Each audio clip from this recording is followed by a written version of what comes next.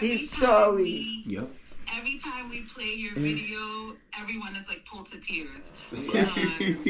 I'm especially pulled to tears because you know him. I knew your mom when you were a little baby. When we first started working together, when she was at Golden, and she used to tell me, "Yeah, I had to. Oh, what happened? We didn't see you. Oh, I had to go to the hospital with Sebastian, and he had a crisis." And I remember all of your times, you know. Yep.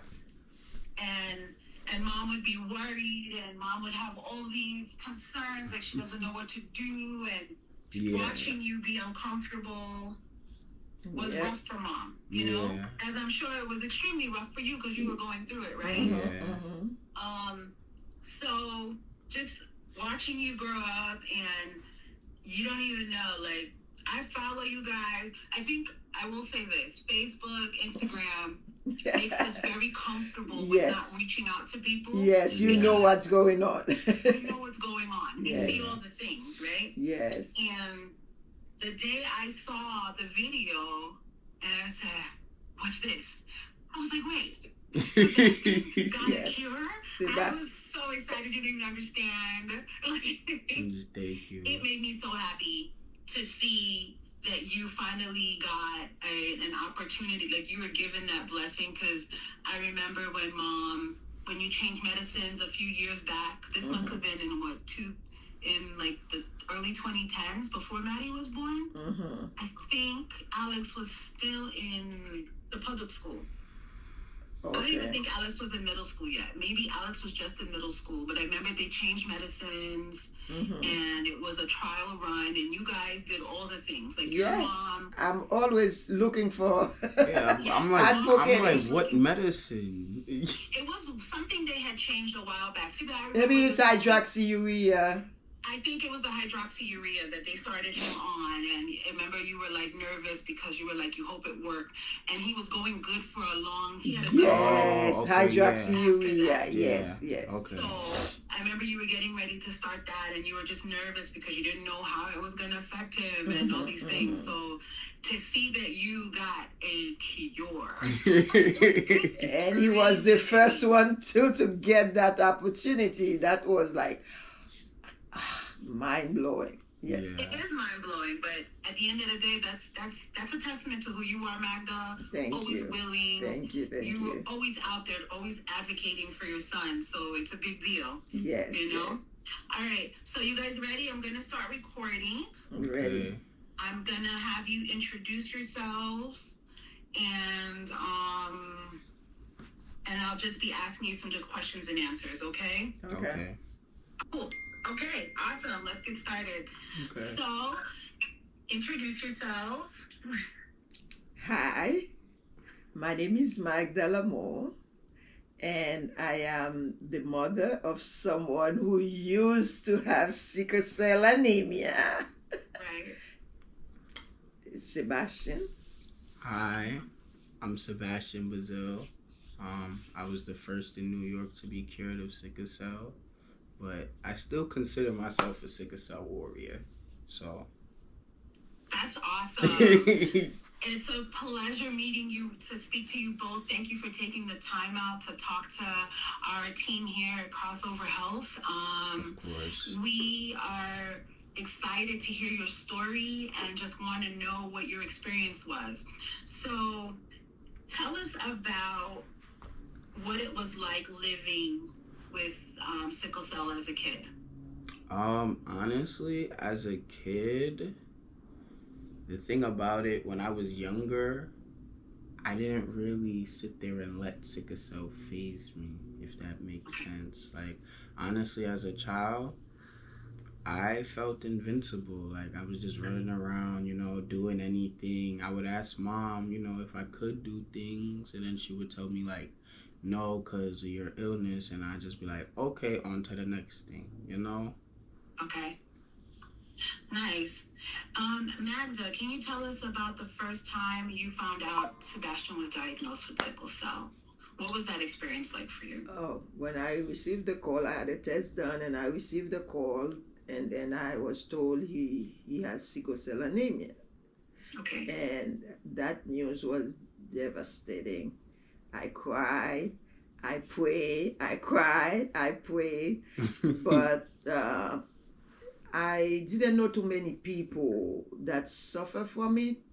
So I wasn't sure what was coming really, but I said to myself, I'll put it in the hand of God. I asked God for guidance, and I asked God to give me strength to face whatever is coming. And that's how I felt. And it was really a sad and depressing moment for me. But when I look at him, as a baby, a beautiful baby, and I'm like, I'm going to do whatever I can to make sure that he is okay.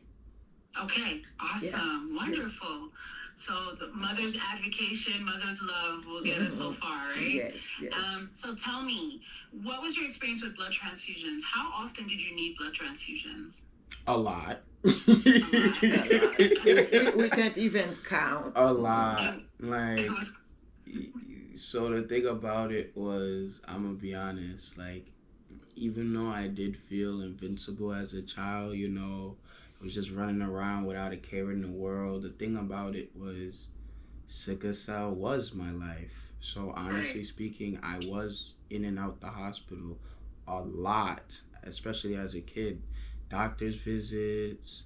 So it was like when transfusions, I've been getting transfusions since before I could remember. Like, honestly speaking, I just remember going to PACT. I think when I was younger, it was the second floor. But yeah, it was like I would be in, like, every month I would go into the hospital for a transfusion. a transfusion. Yeah. Okay. He started with transfusion when he was about almost 3 years old, about 2 years and 9 months. Was the first transfusion, and that continued until they had put him on transfusion every month now. Wow. For a while. Okay. And then after that, we started hydroxyurea, and he was doing better. And like 2.5 years after, he started again. Hydroxyurea wasn't working for him no more, so he was on transfusion and blood exchange, where they give him healthy blood and take out his sickle blood. So that was it. And sometimes he's so sick, he's not getting better until as soon as they give him a transfusion, it's like he just revive or something. We used to joke saying that he is like Dracula. They used to say I was a vampire. A vampire, right? Vampire.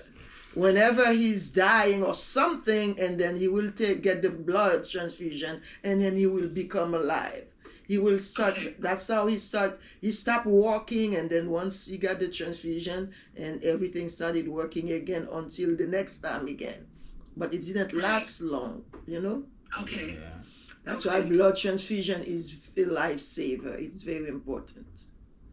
What were some of the most difficult times physically or emotionally for you? Like, what's like one specific time that maybe stood out for you, Sebastian, that you remember where you just like felt like it was a lot for you, or like was it any time? Okay. I have a time that has exactly to do with what we're talking about. Right. So, I don't really recall what year. I'd probably say 2022 or 3. Okay. But I know there was a time I was in and out the hospital a lot, and basically, I'm gonna be honest, there was a time it was like I wasn't really taking my hydroxyurea, so I would be hospitalized, and how they would resolve my pain would be blood transfusion, So basically, I went in one time, and they gave me a blood transfusion. Then, what happened? I think I came out, I ended up sick again, and then I ended up going back in, and they gave me another blood transfusion, but now this time it was it was weird because the thing about it was antibodies, you know? Right. So when I got out the hospital after the second blood transfusion, the antibodies was actually attacking the other cells. Wow. Yeah, so it was like basically I don't really know how to explain it. I guess the transfusion from the first one, the blood cells were still there. Then they saw the cells from the second transfusions and was like, "Why are you here?" And they started attacking each other. And my hemoglobin dropped down to like 5. Yeah, 5. And Wow. I was very sick. Yes. Like I was, honestly speaking, like I was in a lot of pain, chills, fevers. Something they don't really talk about when your hemoglobin drops is that like even my urine was very like dark, like Okay. you know. So it was like Very I could, nerve-wracking for you. yes, You it felt was like nervous? I could tell I was sick.